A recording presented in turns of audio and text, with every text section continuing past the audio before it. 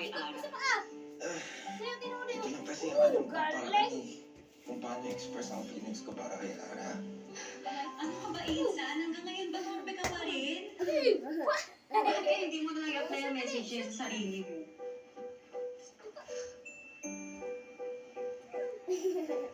Alam ko na. Bakit kaya hindi ka na umamin kay Ara na ikaw talaga nagpapadala ng mga messages niya? Tapos, ayain mo siya mag-date ko sa school. Dati nagsasabihin.